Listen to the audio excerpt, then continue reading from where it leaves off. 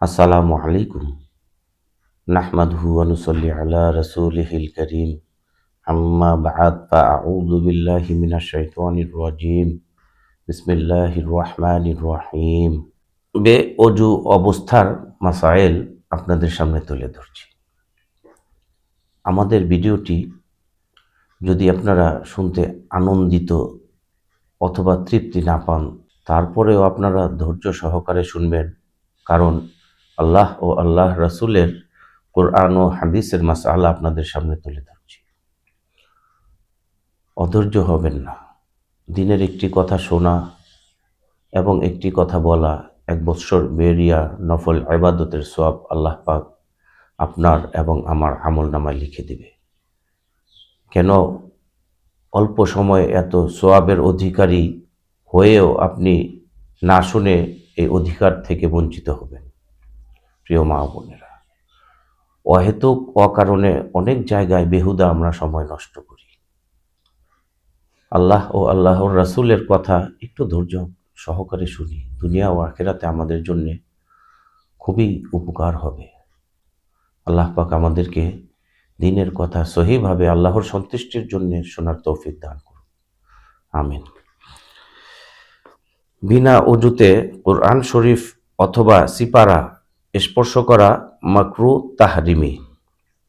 এরূপে কোরআন অথবা সিপারার কোনো পাতা এবং জিলদ স্পর্শ করাও মাকরু তাহরিমি। পাতার যে যে স্থানে লেখা না থাকে সে সে স্থানে স্পর্শ করাও মাকরু তাহরিমি। কিন্তু অন্য কোনো কিতাবের কোনো পাতায় যদি কোরআনের কোনো আয়াত অথবা আয়াতের অংশ লেখা থাকে, তবে কোরআনের আয়াতটুকু স্পর্শ করা জায়েজ নহে। সেইটুকু বাদ দিয়া অন্য জায়গায় স্পর্শ করা জায়েজ আছে। বিনা অজুতে কোরআনের আয়াত স্পর্শ করা যেমন মাকরুহ, তদ্রূপ হাতের দ্বারা লেখাও মাকরুহ। নাবালেগ ছেলে মেয়েরা যদিও মুকাল্লাফ নহে, কিন্তু তাহাদিগকে অজু করিয়া সিপারা কোরআন শরীফ ধরিতে শিক্ষা দেওয়া উচিত এবং অজু টুটিয়া গেলে পুনরায় অজু করার তালিম দেওয়া উচিত। হাদিস, তফসির, ফিকাহ ও তাসাউফের কিতাব অজু করিয়া ধরাই উত্তম। কিন্তু এই সব কিতাবে কোরআনের আয়াত লেখা থাকিলে তাহাও বিনা অজুতে স্পর্শ করিলে গুনাহ হইবে। তাছাড়া অন্য জায়গায় স্পর্শ করিলে গুনাহ হইবে না, আদবের খেলাফ হইবে। ইনজিল, তাওরাত ইত্যাদি মনসুখ আসমানি কিতাবগুলিও বিনা অজুতে স্পর্শ করা দুরূস্ত নহে। অজু করার পর যদি সন্দেহ হয় যে কোনো একটি অঙ্গ যেন ধোয়া হয় নাই, তবে সন্দেহ দূর করিবার জন্য সেই অঙ্গটি ধুইয়া লইলেই চলিবে। কিন্তু যদি কাহারও প্রায়ই অনর্থক এইরূপ অসঅসা হয়, তবে সে অসঅসার কোনো এতবার করা উচিত নহে। অজু ঠিক হইয়াছে মনে করা উচিত। মসজিদের ভিতর অজু গোসলের পানি অথবা কুলির পানি ফেলা দুরূস্ত নহে।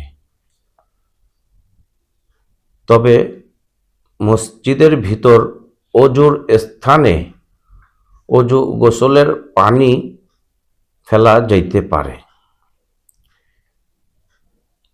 পেশাব পায়খানার পর অথবা বায়ু নির্গত হইলে অথবা ঘুম হইতে উঠিয়া তৎক্ষণাৎ অজু করিয়া লওয়া ভালো, কিন্তু না করিলে গুনাহ হইবে না। আলহামদুলিল্লাহ। প্রিয় ধর্মপ্রাণ মুসলিম মা বাবা, ভাই ও বন্ধুগণ, আজকে আমরা অজুর কিছু মাসআলা সম্বন্ধে শুনলাম। আল্লাহ পাক রব্বুল আলামিন আমাদেরকে অজু করে এবং অজু না করে যে সমস্ত আল্লাহর বিধি বিধান আছে সেগুলোকে সঠিকভাবে পালন করার তৌফিক দান করুন।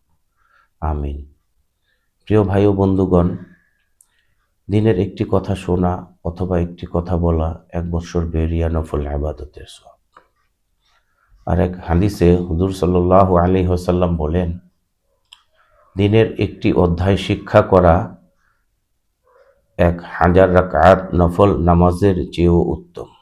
প্রিয় ভাই ও বন্ধুগণ, আজকে আমি বললাম, আপনারা শুনলেন, আপনারাও বলেন, আপনারাও দিন প্রচারের জন্য ইউটিউব চ্যানেলের মাধ্যমে প্রচার করেন। আল্লাহ পাক রব্বুল আলামিন আমাদেরকে আল্লাহর হুকুম হুজুর সাল্লাল্লাহু আলাইহি ওয়াসাল্লামের তরিকা সঠিকভাবে আদায় করার তৌফিক দান করুন। আমিন। আসসালামু আলাইকুম ওয়া রাহমাতুল্লাহ।